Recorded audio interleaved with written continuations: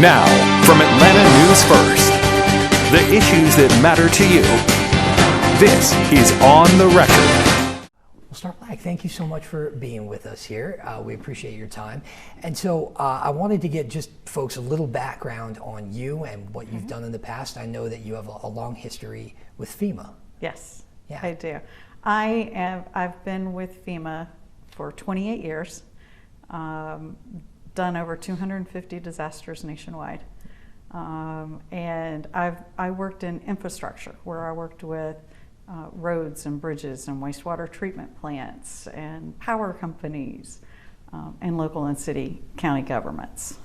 So And I'd be remiss not to ask you. We know that there were some cuts very recently, or at least proposed cuts to FEMA's disaster spending. And because you have a background in this, and you very well one day might be representing the 14th district, you know, what were your thoughts on those cuts as someone who has been with FEMA for as long as you have? Well, with any federal agency, cuts, you know, the longer you're there, the more cuts need to happen. There's a lot of things that could be revamped. As far as the disaster funding, that needs to stay in place. But you know, there's always cuts that can be made, and you know, I think a lot of them were necessary. Yeah, and we can talk more too about federal agencies trimming Sure. the workforce, things of that nature, because I know that was something that lawmakers spent a lot of time on this year. But first, I want to ask you about your ultimate decision to run. Certainly, Marjorie Taylor Greene was very popular in the 14th Yes, district. she is. You know, she was reelected oftentimes by double-digit margins, and so big shoes to fill for whoever I think steps into them. What made you want to decide to run for this seat? Did you wait until after you knew she was retiring, or was it something where you were going to run anyways?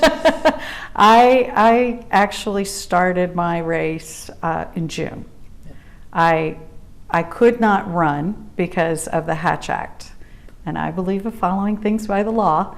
So I retired from my federal service May 31st, filed my paperwork June 3rd. So I had a whole 3 days of retirement and began my race then. I was looking to take on Marjorie because, you know, Marjorie's a great fighter, but she's not a great listener. And she didn't listen to the district. She was great about grabbing a headline, but there was no action behind it. And I've lived in the district for 17 years. And she was my representative, and I saw nothing happening other than a headline.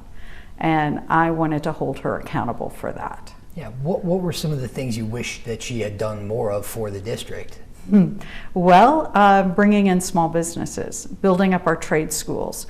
Because, you know, let's face it, AI is not going to fix your plumbing, it's not going to fix your HVAC, and you want to be able to call those technical folks to get them there. And you know, she was even looking at closing the battery plant because it was part of the Green New Deal, but people are going to buy electric cars anyway. Why not make the best batteries in Georgia? And that was 510 jobs that she was looking at, you know, shutting down.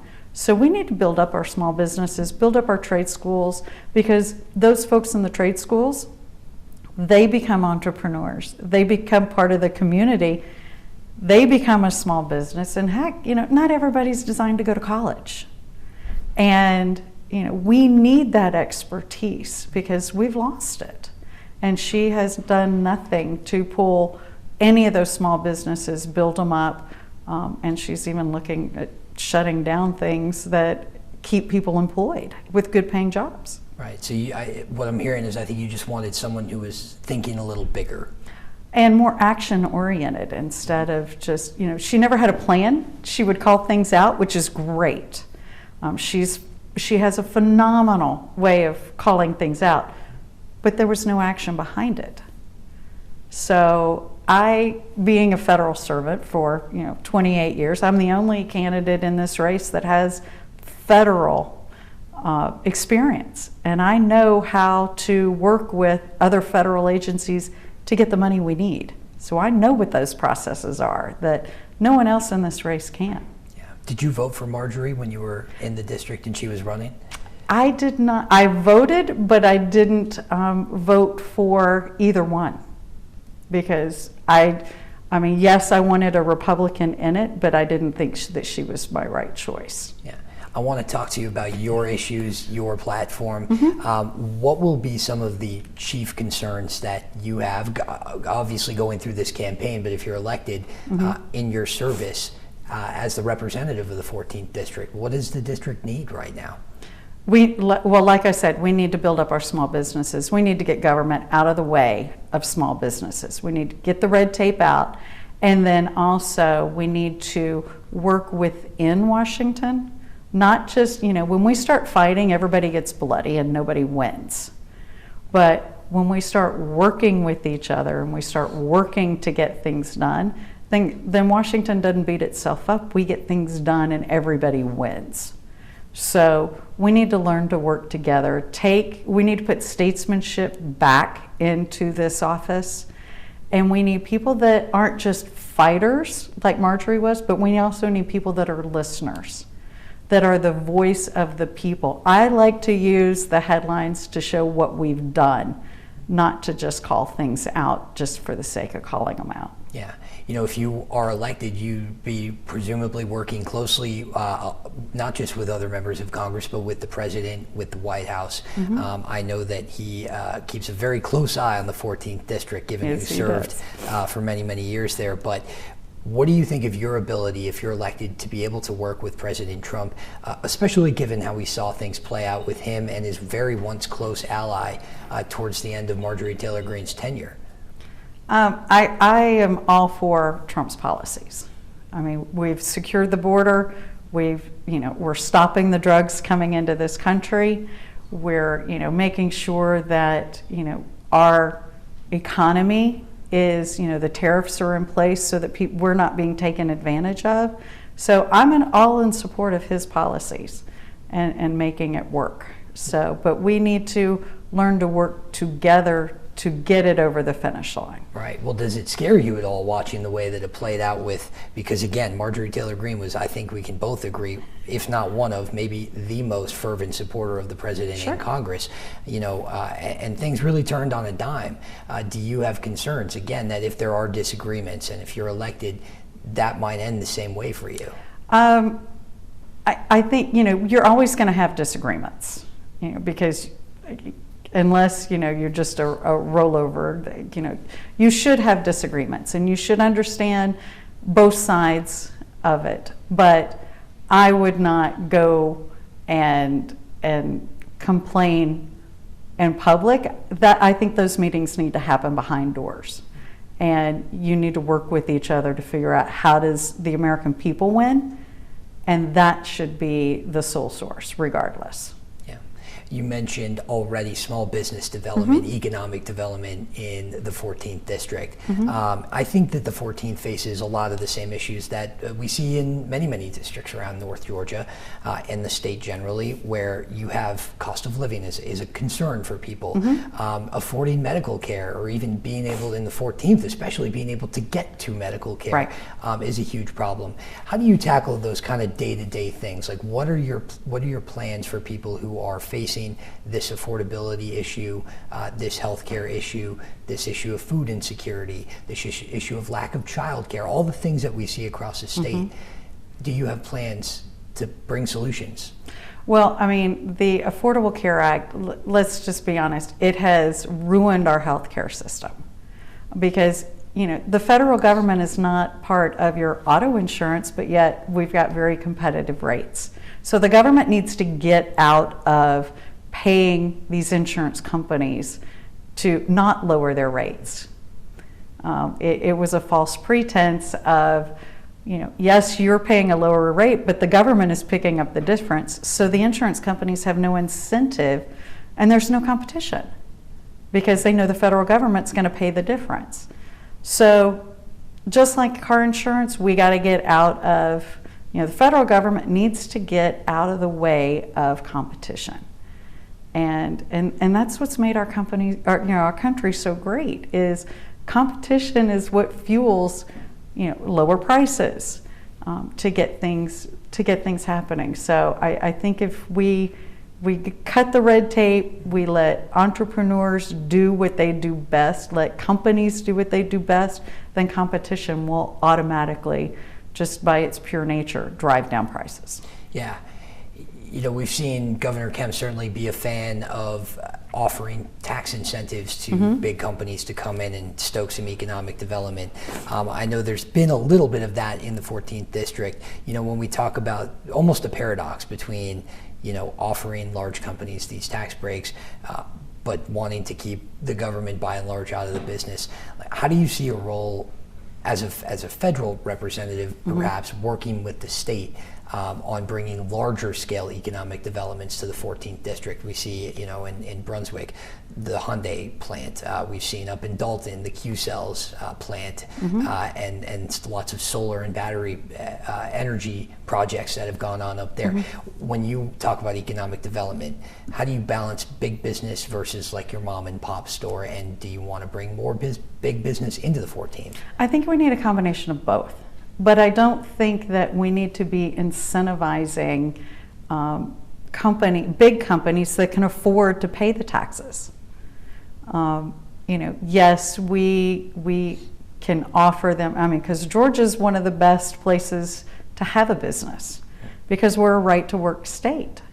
So, having employees here and not having to, have the contracts, that makes Georgia, and plus where we're centrally located, because we, have always been the hub of, going north and south and east and west. So just our geographical location, I don't think that we need to incentivize big businesses that can afford it. But we do need a balance of both. I wanted to ask you about one specific piece of your platform that I thought was really unique when we talked last time. It was, correct me on the verbiage exactly, but more of a caregivers database, somewhere where people can go and find resources that may not be as readily available as probably they should be. What made you want to put that in place? Where did that concept, if you will? The Caregivers Network is what I call it. I was a caregiver for my husband and my mother while I was working disasters. Now, when I worked disasters, I worked 12 hours a day, 7 days a week, until my 50 weeks or the disaster is over. And I know I needed help. I just didn't know where to go. And I, was on the phone for a couple of hours in between calls and meetings trying to find help. And I didn't even have time to interview someone to come in and help. But the way I was raised is you take care of family. And no matter what, I didn't think twice about it. You just do it. And so when I started looking at, why can't I find these resources? And unless a friend told me about a resource, oh, that's great. Well, and then I looked back in my experience with 9/11. We didn't have the Department of Homeland Security then, but we had all these different agencies that knew just a little bit about something, and someone knew just a little bit something else. But until the Department of Homeland Security was created, none of that came together. And I thought, why don't we do that for caregivers? Why don't, because this church over here provides this service, this food pantry provides this service. Why can't we consolidate that and possibly even put it up, I'm not looking to create a new department, but maybe even fold it up under, Health and Human Services, to where it's one agency that lists everything, even private, nonprofit, foundations, for-profit. In one place, you fill out that information, and then at the end, you at least have a list of things you pre-qualify for, phone numbers, websites, and then that referral also goes to those agencies, because foundations are closing because they can't find the people to provide the services that their charter said that they would. So everybody loses when they can't find. Like, I tried to get meals for my mom. They're like, great, she qualifies. And I'm like, yay, found some help. But they said it's a 2-year waiting list. And I was like, well, that door closed. But what I didn't realize was there was probably 20 other agencies that did the same thing, but I didn't know who they were. Right. And were you surprised, like I was, to know that nothing like this existed before? Nothing exists. Because let's face it, we're not getting any younger. And you're either going to be a caregiver or you're going to need a caregiver. So we need to pay attention to this, and it's like 1 in 4 is either a caregiver or needs a caregiver. And that's 1/4 of our population in the United States. And if you also look at what the economics of the family, how much people that are caregivers are paying of just out of pocket, because that, they're raised with the same values. You take care of family and that's just what you do. And how many people go bankrupt because they're paying for services that they don't know that they can competitively look for. So we need to identify these resources and put them together and consolidate them, because we're all going to need it. Yeah, unfortunately. Unfortunately. Right? But it's good to have something to reference. Yeah, and know where to go. Yeah. Well, Star Black, we appreciate you joining us here today. Thank you so much for your time. It's my pleasure. Thank you for watching A&F Plus. For more breaking news, live coverage, and your community stories, download the Atlanta News First app. You can also watch us on YouTube, Roku, Apple TV, and Fire TV. To join the conversation on YouTube Live, visit our channel and hit subscribe. You can also listen to the Atlanta News First podcast by searching Atlanta News First on your preferred listening platform.